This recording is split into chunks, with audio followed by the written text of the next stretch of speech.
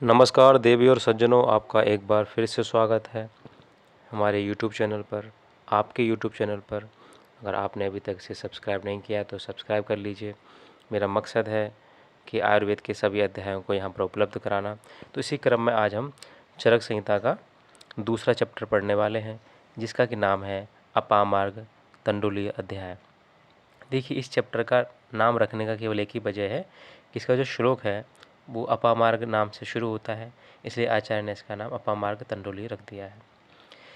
समझने वाली बात यह है कि यहाँ पे अपामार्ग बीज न रखे आचार्य ने तंडुल का वर्ड यूज़ किया है। तंडुल हम जानते हैं कि जो इसका बीज होता है, यदि ऊपर की इसकी जो भूसी होती है, छिलका होता है, यदि जब उसे उतार देते हैं तब हमें तंडुल मिलता है। आम भाषा में तंडुल का यूज हम चावल के लिए करते हैं, पर ऐसा कुछ नहीं होता। किसी भी जो है प्लांट का कोई भी चीज़ जो है इस तंडुल की भांति लगती है उसे तंडुल ही कहा जाता है। तो यहाँ पर इस प्रकार इस चैप्टर का नाम अपामार्ग तंडुली अध्याय है। इस बात को हम याद रखेंगे। एक चीज़ हमें इस बारे में और याद रखनी, जहाँ से प्रश्न बनते हैं मैं सारे प्रश्न कवर करता चलूँगा, चाहे वो पीजी प्रिपरेशन हो आपके लिए, चाहे एमओ एग्जामिनेशन हो, यूपीएससी हो, सीसी आरएएस हो, जितने भी एग्जामिनेशन होते हैं मैं यहाँ पर सारे प्रश्न आपको कवर करते चलूँगा। इससे बाहर कुछ भी आने की संभावना नहीं है। तो आपको बस एक बार ध्यान से सुनना है, और अगर आपको नोट्स बनाते रहिए, वरना मैं पीडीएफ आपको भेज दूंगा, आप उसे डाउनलोड कर लीजिएगा। देखिए, इस अध्याय को प्रारंभ करने की आचार्य की मंशा कुछ इस प्रकार है कि जब पिछले अध्याय में आचार्य चैप्टर की समाप्ति कर रहे थे दीर्घजीवित अध्याय की, तो वहाँ पर मूलनी फलनी आदि जो षडशीरी वृक्षों का एक क्रम आ गया था। तो आचार्य ने, चूँकि हम पहला जो चतुष्क पढ़ रहे हैं वो बैसा चतुष्क है, जब इस बैसा चतुष्क को पढ़ ही रहे हैं तो आचार्य ने कहा क्यों ना हम बाकी भेषज का वर्णन भी यहाँ पर साथ में कर दें। तो सर्वप्रथम जो है यहाँ पर पंचकर्म से रिलेटेड जो औषधियाँ होती हैं उनका वर्णन यहाँ किया गया है। तो पहला प्रश्न बनता है कि पंचकर्म शब्द जो है वो चरक संहिता में कहाँ पर आया है। सबसे पहले तो आपको याद रखना है चरक सूत्र स्थान 2 में आया है। चरक सूत्र स्थान 2 में आया है, जिसका नाम अपामार्ग तंडुली अध्याय है। ये आपको याद रखना है, ठीक है। चरक सूत्र 2 में पंचकर्म शब्द पहली बार आया है, ठीक है। और यहाँ पर भी पंचकर्म में सबसे पहले आचार्य ने शीर्ष विरेचन या शिरोविरेचन के द्रव्यों का वर्णन किया है। जबकि कायदे से जब हम पंचकर्म पढ़ते हैं तो हमारा क्रम कुछ इस प्रकार रहता है: बमन, विरेचन, बस्ती। तो ऐसी उम्मीद की जा रही थी आचार्य से कि क्यों पहले बमन या विरेचन द्रव्यों का वर्णन क्यों नहीं किया है। तो इसका जो है वर्णन करते हुए टीकाकार कहते हैं, यहाँ पर ध्यान से देखें नीचे, यद उत्तमांग अंगानाम शिरस्त अभिधीयते। ये सूत्र 17 इसी सूत्र स्थान के 17वें अध्याय का क्रियंत शिरसी अध्याय का ये श्लोक है। वहाँ बताया गया है कि जो सिर होता है हमारा, जो हमारा सिर होता है वो कैसा होता है, उत्तम अंग है। उत्तम अंग है, तो यदि पहले उत्तम अंग की शुद्धि कर ली जाए, उसे दोषों से के प्रकोप से मुक्त कर लिया जाए तो ज़्यादा बेहतर है। क्योंकि आचार्यों की जो कल्पना है वो हमारे जो शरीर की जो कल्पना की गई है, संकल्पना, वो उल्टे पेड़ के आधार पर की गई है। उल्टे पेड़ के आधार पर ऐसा मानते हैं कि हमारा जो शरीर है वो उल्टे पेड़ की भांति है। यानी कि जो उसकी मूल है ना, जो उसकी मूल है वो ऊपर की साइड है, और हमारे शरीर में ऊपर क्या होता है, सिर होता है, और बाकी जो है तना शाखा सब इसका नीचे कर दिया है, जो कि हमारे यहाँ मध्य शरीर और शाखाओं से कोरिलेट किया गया है। तो उसे उल्टे पेड़ की भांति कहते हैं यदि मूल सही रहेगी तो बाकी वृक्ष सही रहेगा, लेकिन उल्टा है। चूँकि हमारा सिर ऊपर की तरफ होता है, पैर नीचे की तरफ होते हैं, तो इस प्रकार ही हम याद रख सकते हैं कि तुलना किससे की गई है, उल्टे पेड़ से की गई है। आइए श्लोक को देख लेते हैं, जो एग्जाम की दृष्टि से महत्वपूर्ण है मैं आपको वो बता देता हूँ। यहाँ पर आपको यहाँ पर कुछ कि एक तो अपामार्ग बीजानी को अंडरलाइन कर लेना आप लोगों को, ये आपसे एग्जामिनेशन में पूछ सकता है। दूसरा जो है आपको यहाँ सीरीस बीज पूछ सकता है, लसुनम हरिद्रे लवणम द्वयम, ये आपसे पूछ सकता है। ज्योतिस्मृति आपसे पूछ सकता है। अब देखिए सीरीस बीज आप जानते ही हैं, सीरीस को जो है, सीरीस को चरक सूत्र 25 में आचार्य क्या कहते हैं, विसगना नाम कहते हैं। विसगना नाम यानी कि विष को नष्ट करने में श्रेष्ठ यदि कोई प्लांट है तो शिरीष है।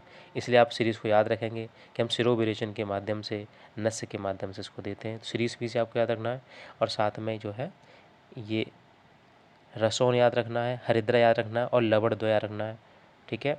ज्योतिष्मति याद रखना है आपको, ठीक है। बहुत एक दो बार ही पूछा गया, उसके बाद कभी नहीं पूछा गया, लेकिन चूँकि एक बार पूछा गया बहुत कई साल पहले, तो आप इसको याद रख सकते हैं।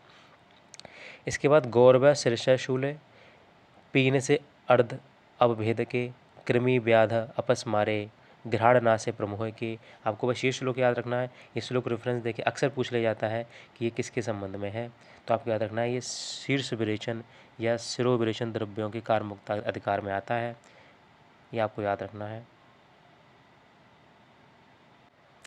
देखिए यहाँ पर जितने प्लांट आ रहे हैं आप उनको देखिए घबराइए मत। ये सेकंड प्रॉप में जो है एक द्रवगुण नाम का एक विषय होता है, आप इन सबको डिटेल में पढ़ने वाले हैं।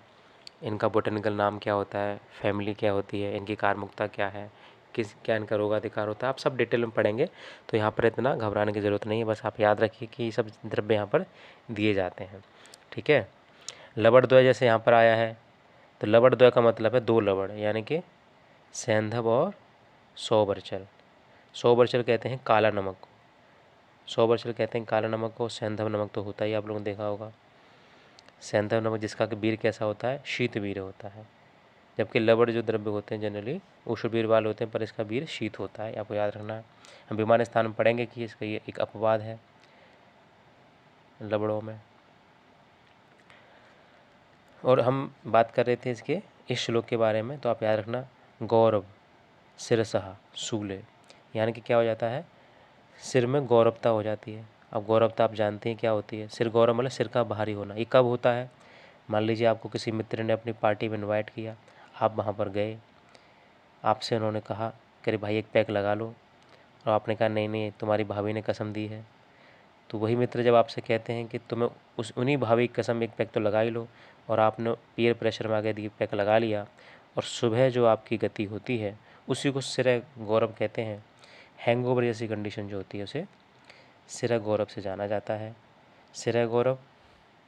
इसके बाद है सूल, सिर सूल यानी कि हेडेक होता है, पीनस यानी कि जुखाम जैसी कंडीशन होती है, कोल्ड जैसी कंडीशन, और अर्ध अवभेदक यानी कि आधे सिर में दर्द होना, यानी कि माइग्रेन, इसे माइग्रेन से कोरिलेट कर सकते हैं।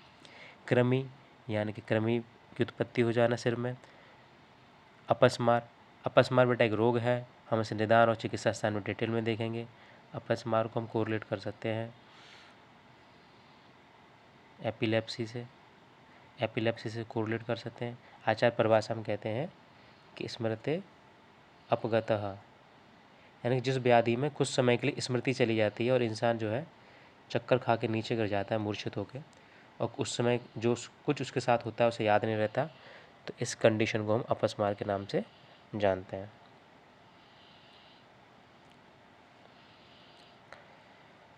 घ्राणना से, यानी कि जो नॉर्मल फंक्शनिंग है हमारी घ्राणेंद्रिय की उसका नष्ट हो जाना, और प्रमोह की उत्पत्ति हो जाना। मोह का जनरली मतलब होता है कन्फ्यूजन हो जाना। जब इंसान किंग कर्तव्य विमूढ़ हो जाता है, उसे ही पता नहीं होता कि क्या करने योग्य और क्या करने योग्य नहीं है, तो उसे प्रमोह की कंडीशन बोलते हैं। तो यहाँ पर प्रमोह के, तो ये सब इस पूरे श्लोक का अर्थ है। चूँकि श्लोक काफ़ी इंपॉर्टेंट है इसलिए मैंने आपको इसका मतलब बता दिया है कि आप इसे किस तरीके से याद रख सकते हैं। अगर इसमें हम नीचे की तरफ आएँ तो एक श्लोक और महत्वपूर्ण मिलता है परीक्षा की दृष्टि से, वो है प्रत्यक पुष्पी शिरोविरेचनाम। ये भी हम आगे आने वाले अध्याय चरक सूत्र 25 में हम पढ़ेंगे इसको। चरक सूत्र 25 अग्र प्रकरण में हम इन चीज़ों को डिटेल में पढ़ेंगे। उस अध्याय में एक्चुअली सारी drug of choice, procedure of choice दिए हुए हैं आचार्य ने। देखो प्रत्येक पुष्पी जो है ये अपामार्ग का ही क्या है, पर्याय है अपामार्ग का। एकाएरेथस एस्पेरा इसका बोटैनिकल नेम है, ये उसी का पर्याय है। तो आचार्य कह रहे हैं कि जब भी शिरोविरेचन कराना होता है, शिरोविरेचन यानी कि सिर की शुद्धि करने वाला एक प्रोसीजर पंचकर्मा के अंतर्गत आता है, तो ये प्रत्येक पुष्पी जो होता है अपामार्ग जो होता है इन सब में श्रेष्ठ होता है, ये ड्रग ऑफ चॉइस है शिरोविरेचन की। प्रत्येक पुष्पी शिरोविरेचना नाम सूत्र 25 में। इसके बाद आचार्य वमन द्रव्य की चर्चा करते हैं। शिरोवेचन बता रहे हैं, उसके बाद वमन द्रव्य की बात की है। वमन द्रव्य में कि हमें केवल इतना ही याद रखना है कि इसमें जो मदन फल होता है ये वमन द्रव्य में श्रेष्ठ होता है। ये भी चरक सूत्र 25 में आचार्य बताते हैं कि मदन फल जो होता है वो वमन में श्रेष्ठ होता है। बाकी कुछ स्पेशली याद करने की ज़रूरत नहीं है। आप और याद रखना चाहते हैं, याद रख लीजिए कि यहाँ पर 10 द्रव्यों का वर्णन किया गया है, यहाँ पर 10 द्रव्यों का वर्णन किया गया है। और इसी तरीके से बेटा यहाँ पर जो है 25 द्रव्यों का वर्णन किया गया था, चाहे लिख लीजिए बुक में आप 25 द्रव्यों का, 24 प्लस एक अपामार्ग, इसमें एक अपामार्ग भी शामिल है। तो शिरोविरेचन में 25 चीज़ों का वर्णन किया गया, 25 द्रव्यों का वर्णन किया गया अपामार्ग को शामिल करते हुए। और यहाँ पर 10 द्रव्यों की व्याख्या की गई है आचार्य ने। आप ध्यान से देखें तो यहाँ पर एला आया है, इलायची। चाहे चरक हो चाहे बागवट हो, दोनों ही जो है एला का वर्णन करते हैं, लेकिन सुश्रुत ऐसा नहीं करते हैं। सुश्रुत कहते हैं कि ये बमन कारक नहीं है, ठीक है, लेकिन चरक बागवट एला को जो है बमन द्रव्यों में यूज़ करने की बात करते हैं। देखिए, इसको इम्पोर्टेंट ये इसलिए है एला को याद करना, क्योंकि जनरली आप लोग जानते हैं हम इलायची का यूज़ व्यवहारिक रूप में जब हमको बमन हो रहा होता है तो उसको शमन करने के लिए करते हैं, लेकिन यहाँ पर आचार्य उसे बमन कराने के लिए कर रहे हैं। थोड़ा एग्जाम में आपसे पूछेगा तो आप जो कन्फ्यूज़ हो सकते हैं, इसलिए यहाँ पर आप एला याद रख लीजिए कि दोनों ही आचार्यों ने बताया, जबकि सुश्रुत ने ऐसा नहीं माना है, ठीक है। और एला तो आप लोग जानते हो, एला इलायची को कहते हैं। जनरली हमारी आम जो जनता है इसका यूज़ कब करती है, मान लीजिए हम बाहर से जा रहे हैं घूम के धूम्रपान करते हुए, तो अक्सर घर वाले शक ना करें या घरवाली शक ना करे, इसलिए हम क्या करते हैं, सुपारी या बाबा इलायची या जो है एला को मुख में दबा लेते हैं। इसका हम दुरुपयोग उस तरीके से करते हैं, लेकिन यहाँ पर एला का प्रयोग आचार बमन कारक द्रव्यों के हेतु कर रहे हैं। यहाँ से केवल इतने ही प्रश्न बनते हैं एग्जाम की दृष्टि से, बहुत ज़्यादा डिटेल में पढ़ने की ज़रूरत नहीं है, समय की बर्बादी है, सिलेबस बहुत बड़ा है, तो आप केवल उन्हीं चीज़ों को देखिए जिसमें मैं आपको बता रहा हूँ। लेकिन फिर भी आपको बहुत डिटेल में पढ़ने का मन है तो आप मुझे कमेंट बॉक्स में लिख सकते हैं, मैं आपको डिटेल में एक अलग से वीडियो बना दूंगा। लेकिन जो एग्ज़ाम की दृष्टि से है वो हम यहाँ पे बातें कर लेते हैं। आपको बहुत डिटेल में पढ़ना है, एक एक शब्द पढ़ना है, शब्द बाय शब्द, उसके लिए अलग बैच चलता है, आप उसे ज्वाइन कर सकते हैं, ठीक है। आइए चलो अगले श्लोक की बात कर लेते हैं, श्लोक संख्या 9 की बात करते हैं। और यहाँ बात कर रहे हैं हम विरेचन द्रव्यों की, यहाँ बात कर रहे हैं बेटा विरेचन द्रव्यों की। तो ऐसे विरेचन द्रव्य कितने हैं, 17 विरेचन द्रव्यों का वर्णन किया गया है। विरेचन तो आप लोग जानते ही होंगे कि अधो मार्ग यानी कि गुदा मार्ग से दोषों को बाहर निकालने की जो प्रक्रिया होती है वो विरेचन कहलाती है। तो विरेचन द्रव्यों के लिए 17 द्रव्यों का आचार्य ने वर्णन किया है। कितने द्रव्यों का वर्णन किया है आचार्य ने, 17 द्रव्यों का यहाँ पर वर्णन किया है। और इन 17 द्रव्यों में भी हमें त्रिव्रत याद रखना है, क्योंकि विरेचन करने के लिए त्रिव्रत श्रेष्ठ होता है, विरेचन करने के लिए त्रिव्रत श्रेष्ठ होता है। और हमें याद रखना है इसमें पक्वाशय गते दोषे ब्रेकार्थम प्रयोजित, जबकि हमें यहाँ क्या पढ़ना था, हमें यहाँ पर श्लेष्म पित्ते व्याधि आमाशय आश्रय, व्याधि आमाशय आश्रय, यानी कि जब आमाशय में चलिए मैं आपको अलग से बताता हूँ उसको, जब आमाशय में कफ और पित्त यानी श्लेष्म और पित्त का प्रकोप होता है तब हम वमन की प्रक्रिया को अपनाते हैं, और वमन के द्वारा ऊर्ध्व मार्ग से ही दोषों को बाहर निकालने की कोशिश करते हैं, ये वमन की प्रक्रिया होती है। लेकिन इस श्लोक में क्या क्या, पक्वाश गते दोषे, याद रखना, पक्वाश गते दोष से कहा है ब्रेकार्थम प्रयोजित, यानी कि जब यही दोष या कोई भी दोष, ठीक है, जब यही दोष या कोई भी दोष जब पक्वाशगत हो जाएगा, पक्वाशय में जब उपस्थित हो जाएगा तब हमें नीचे के मार्ग से निकालने में ज़्यादा आसानी होगी। तो वहाँ पर हम क्या करेंगे, ब्रेकार्थ यानी कि विरेचन प्रयोग करेंगे, हम विरेचन प्रयोग करेंगे। बस इतना ही आपसे प्रश्न पूछा जाता है कि यदि पक्वाशय का दोष है तो हम कौन सी प्रक्रिया को अपनाएंगे, विरेचन को अपनाएंगे, क्योंकि फिर नीचे से रोगों को निकालना बहुत ज़्यादा आसान है, हमें ऊपर जाने की ज़रूरत है ही नहीं, ठीक। यहाँ पर अगर देखा जाए तो एक और होना चाहिए त्रिवृत के अलावा, जो कि हाँ मिल गया, ये है आरगवध। आप आरगवध को याद रखिए कि आरगवध भी क्या होता है, ये भी विरेचन में भूमिका निभाता है। मैं यहाँ पर तीनों एक साथ रख देता हूँ जो कि परीक्षा की दृष्टि से महत्वपूर्ण है। आपको याद रखना है कि जो त्रिव्रत होता है,